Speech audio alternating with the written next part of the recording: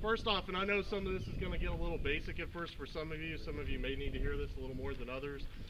Bear with me through it. We'll go through things as quick as we possibly can. Some of you who are a little bit more up to speed on tactics and stuff are going to be bored for a little while, but bear with us. We'll get to the fun stuff. We've got to walk before we can, or crawl we got to crawl before we can walk, and then when we get where we walk, we'll start doing a little running in there just for fun. Okay, basic.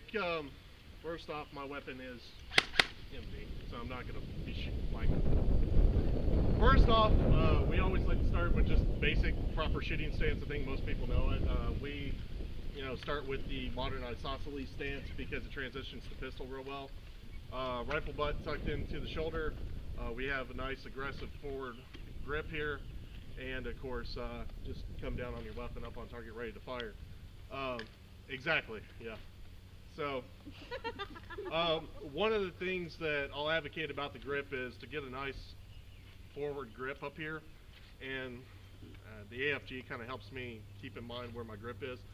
But the one of the reasons for that is because I know a lot of people like magwell grips. That's okay. I would highly recommend though that you try to go for a more extended out grip, and you'll really see the results of that in CQB. Because if you have a magwell grip, you tend to sweep through your targets a little more because you don't have as much control. Whereas if you're at the end of the gun, like a competition style grip, you can stop on various targets a lot faster. If you've got a vertical foregrip, I recommend holding it like this and using that as kind of a backstop.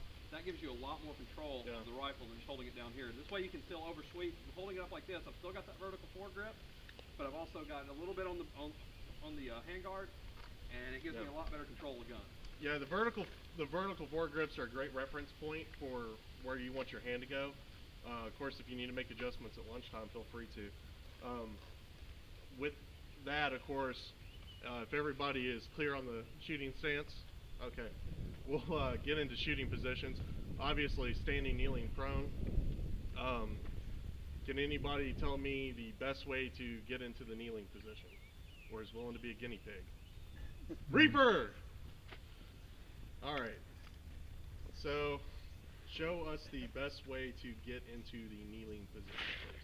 Thank you. Okay, notice one thing about Reaper, he just kind of dropped his weight down. He didn't like take this big step out and then come down, or just take a big step back and get to his knee. You notice he just kind of collapses straight down for the most part. Yeah, just drop the weight out from under you and go down to a knee. If you're a guy and you do that, you're probably going to end up hurting. I don't know what's wrong with the Reaper. FYI, suspenders do help for crotch rip, and those who are running thigh holsters, God love you, but that's a great way to rip a crotch out of a pants. John will tell you that. He'll tell you the story later. I had a kilt from here to here, and last time we did, one year we did BOC in the snow, a couple inches of snow. It was about 6 inches of snow. And, yeah, it was. The high was in the 20s, and I had crotch rip all day laying in the snow. And we didn't care. So, no. But it was worth it. I got patched. So, it was all worth it that day. Okay, and also the quickest way to get into the prone, if you don't mind demonstrating. So, again, he just kind of drops all his weight down, he puts his hand out to support himself and kicks his legs out, and he's in the prone. And of course from there he can go to a kneeling to stand back up. That is the best way to get into the prone position. Some of us who are a little older and don't move quite as nice as some of these younger folks, you may want to go to a knee first if you're more comfortable with that, and with our geriatric stick over there, and then put your hand out and then pop out and go to prone. If you can go straight down to it, that is the absolute best and fastest way. And as we start reacting to contact and doing these drills, this is going to come into play a lot. So, thank you, Reaper. Great demonstration. Thank you. You're so sexy. Everybody give Reaper a round. Yay. Golf clap. Demonstrate it? You're in. One other thing. Hold on! Okay, he's good. He can shoot again. Okay, cool. One other thing that I'll get into is a lot of people ask, what's the best way to reload from prone because you're laying on your mags. And I'll just tell you this rather than get all muddy right now and demonstrate it, although I'll do that here in a sec.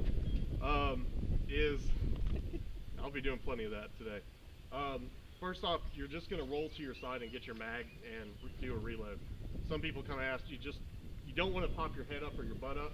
Just, thank you. You're just going to roll to your side, get your mag, insert, and of course come back on target, ready to fire. And what happened to your empty? What? Nothing. How many empties? Okay. I'll leave it empty. All right, fine. So from here on, this mag is empty. Can you verify that for me? The mag is empty. Okay. For everybody else, that or we're doing a mean trick. All right. This is where your empty mags are going to come in handy. We're going to practice some reloads. Who already is pretty good at speed reloads, tack reloads? Okay, so this is going to be new for some of you.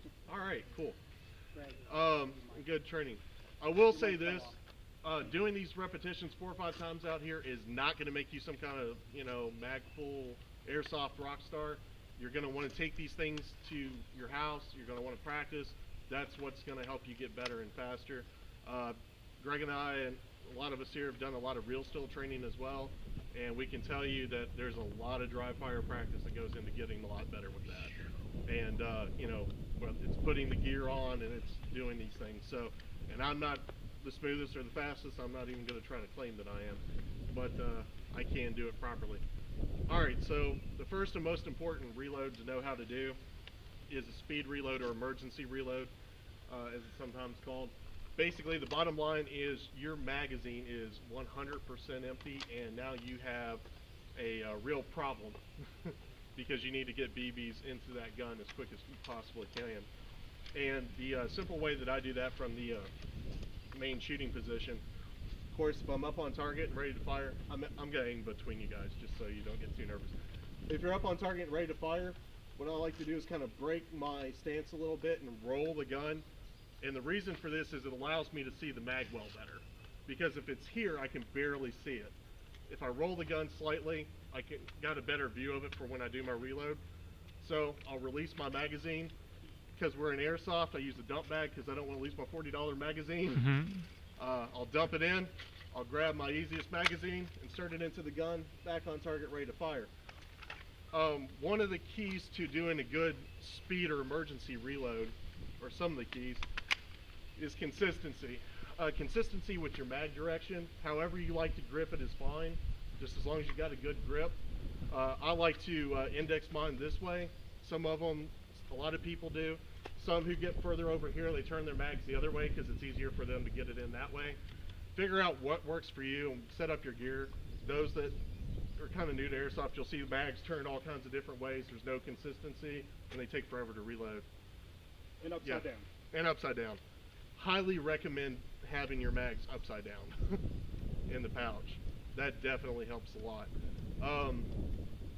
So that consistency helps a whole bunch.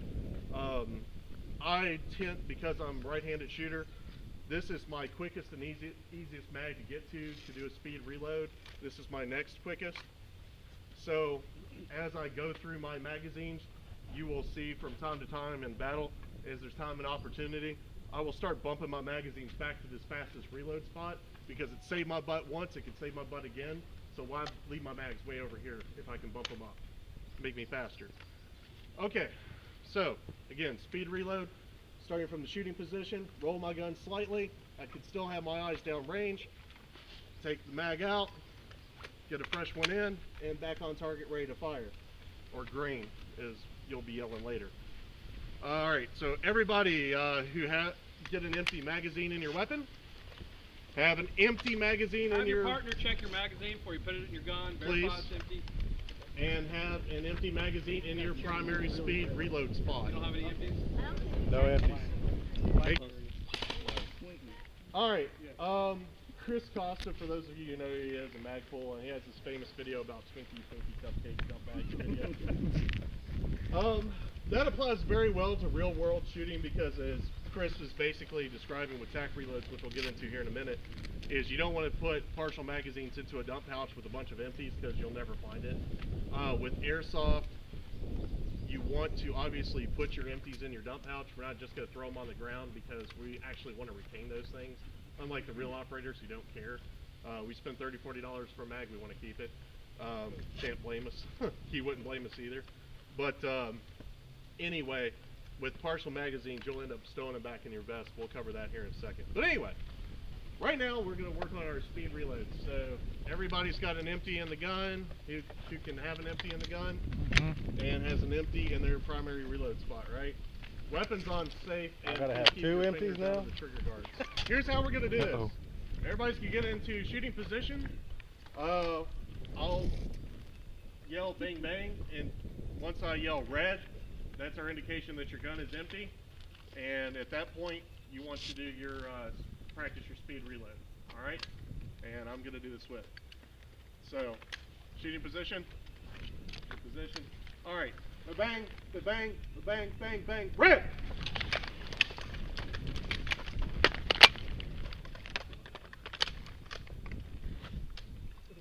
Not bad. It just flies right on out of there. It does, doesn't it? Well, if you really didn't care about holding on to your AR, you can actually tilt the gun as you bring it around and it'll fall out. It'll flip, yeah. Run the other way to start running. All right, shooting position. You'd all be dead. Red.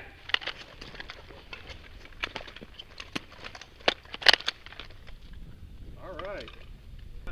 You bring up a good point. The fastest reload is just dropping the mag and letting it go to the dirt, and of course putting a fresh in. If we're in a defensive position and we're not moving, that's obviously a great idea. If we're on the offensive and we're hauling butt to get to an objective, you know, obviously you're going to run away from your magazine, which is, first off, I always recommend that people have their names on the bottom of their magazines, just in case. But that's why I teach a dump out. But